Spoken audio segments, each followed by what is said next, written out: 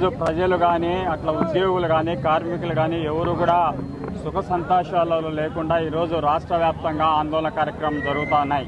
ఈ మాట మేము ఎందుకు చెప్పదలుచుకున్నామంటే, ఒకవైపున అంగన్వాడీలు 17 రోజుల నుంచి సమ్మె చేస్తున్నారు, స్వర శిక్ష అభియాన్లో పనిచేసే ఉద్యోగులు 5 రోజుల నుంచి సమ్మె చేస్తున్నారు, మున్సిపల్ వర్కర్లు 3 రోజుల నుంచి సమ్మె చేస్తున్నారు.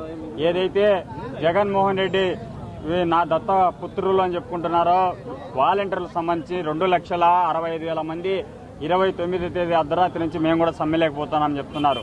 ఈ రాష్ట్ర ప్రభుత్వానికి ఈ సమ్మె చేసే విషయాన్ని గత 6 నెలల నుండి అన్ని సంఘాలు కూడా వారి దృష్టికి తీసుకోవడం జరిగింది.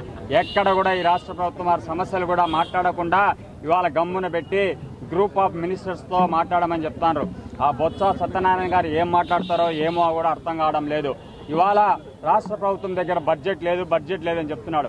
నిజంగానే ఈ రాష్ట్ర ప్రభుత్వం దగ్గర బడ్జెట్ లేకపోతే నువ్వు రుషికొండలో 500 కోట్ల రూపాయలు పెట్టి ప్యాలెస్ కట్టుకోవడానికి ఎక్కడి నుంచి బడ్జెట్ వచ్చిందని అడుగుతున్నాం. అంగన్వాడీలకు వేతనాలు పెంచితే కేవలం సంవత్సరానికి 300 కోట్ల రూపాయలు మాత్రమే. నువ్వు ఒక ప్యాలెస్ను కట్టకుండా ఆపుకుంటే మున్సిపల్ ఉద్యోగులకు అట్లాగే అంగన్వాడీలకు కూడా జీతాల సమస్యలను కూడా పరిష్కారం అవుతాయి. రెండోది, ఈ చేస్తున్న సమ్మె అంతా కూడా ఏ ఉద్యోగులు కూడా వారందరూ కూడా గొంతెమ్మ కోరికలు కోరలేదు. మీరు పాదయాత్ర చేసే సందర్భంలో మీరందరూ వారికి ఇచ్చిన హామీ, ఇంజనీర్ సెక్షన్లో పనిచేసే మున్సిపల్ ఉద్యోగులకు అనేకమైన ప్రమాదాలు జరిగినా కూడా వారికి ఎటువంటి బెనిఫిట్స్ కూడా లేకుండా ఉన్నాయి. ఇక్కడ ఉద్యోగుల మధ్య చిచ్చు పెడుతున్నాడు. ఒకటి, అంగన్వాడీ ఉద్యోగులేమో ఆ రోజు ఆందోళన కార్యక్రమం చేస్తే హఠావిడిన ఎంఆర్ఓ గారు ఎంపీడీఓ గారిని అందరినీ వెళ్లి తాళాలు పగలగొట్టమన్నారు. ఒక తాళం పగలగొట్టడానికి ఖర్చు ఎంత అని వాళ్ళు లెక్కలు తీస్తే 20,000 రూపాయల దాకా రాష్ట్ర ప్రభుత్వం ఖర్చు పెట్టింది.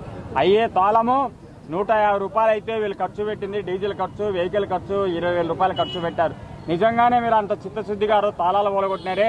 ఈరోజు మున్సిపల్ కార్మికులు సమ్మె చేస్తా అంటే ఈరోజు ఎంఆర్ఓలు ఎంపీడీఓలు వీళ్ళందరూ కూడా చీపురు పరకలు ఇవన్నీ కూడా తీసుకొచ్చి పారిశుద్ధ్యం పనులు కూడా చేయాల్సిన బాధ్యత వాళ్ళకు లేదా అని సీఈటీగా మేము ప్రశ్నిస్తున్నాం. రెండో అంశం మనం గుర్తుపెట్టుకోవాలి, ఈ రాష్ట్ర ప్రభుత్వం ఇచ్చిన హామీలు అమలు చేయకపోతే జనవరి 3వ తేదీ నుంచి మా ఉద్యమం చాలా తీవ్రంగా ఉంటుందని కూడా రాష్ట్ర ప్రభుత్వాన్ని హెచ్చరిస్తున్నాం. తక్షణం పరిష్కరించాలా. మాకు ప్రజల మద్దతు కూడా ఉంది. రాబోయే రోజుల్లో దీన్ని రాజకీయ ఉద్యమం కూడా మేము మలుస్తామని రాష్ట్ర ప్రభుత్వాన్ని హెచ్చరిస్తున్నాం.